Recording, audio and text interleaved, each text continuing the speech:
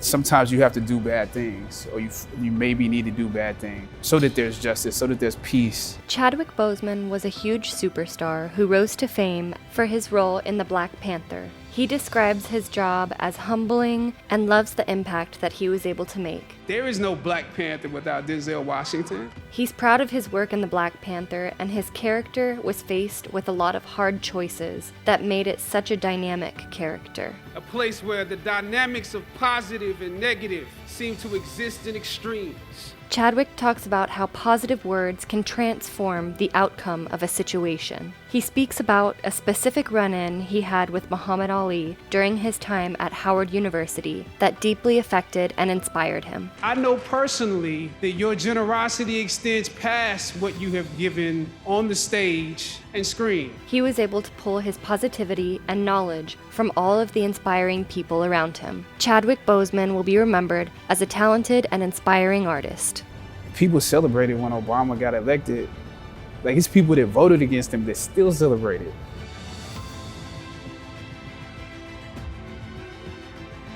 All of this been very personal, just watching the kids experience it. And for me, I would say, there are two little kids, Ian and Taylor, who recently passed from cancer. And throughout our filming, I was communicating with them, knowing that they were both terminal. And what they said to me and their parents said, they're trying to hold on till this movie comes. And to a certain degree, you hear them say that and you're like, wow, that's like, I gotta get up and go to the gym. I gotta get up and go to work. I gotta learn these lines. I gotta work on this accent. Seeing how devoted all of my castmates are, and knowing that will be something meaningful to them. But it's, to a certain degree, it's a humbling experience, because you're like, this can't mean that much to them, But seeing how the world has taken this on.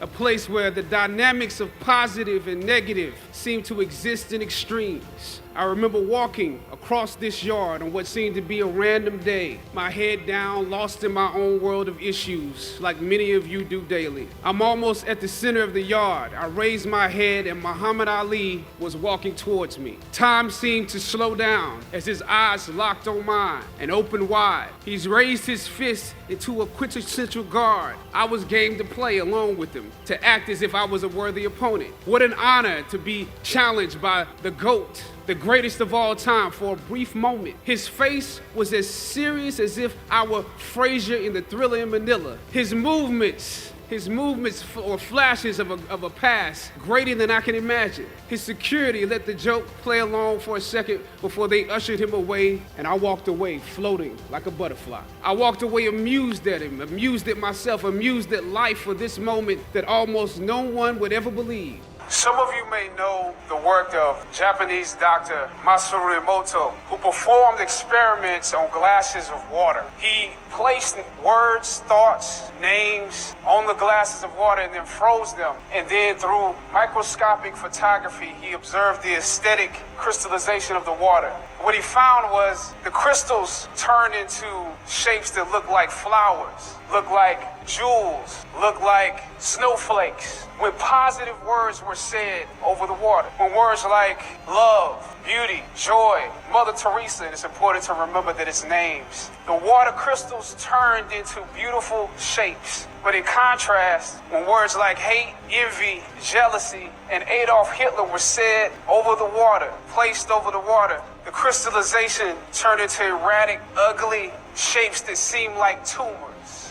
I think I wouldn't say that the anti-hero aspect of the character is gone. We talked about before, he has the attributes of a hero, but it's difficult decisions, difficult choices. Sometimes there's no right answer. I felt like in this particular, everybody has sort of heard the line, it's hard for a good man to be king. And so I think there's an aspect of, as much as he's a superhero, it's like the Godfather, you know what I'm saying? It's him learning what it means to take on rulership and take on the throne. Sometimes you have to do bad things, or you maybe need to do bad things so that there's justice, so that there's peace, and it's not any clear-cut decisions. Like, if, for instance, Wakanda has existed the way it is, partially because it kept people outside, now do you at this point allow people to come inside? That's a difficult decision.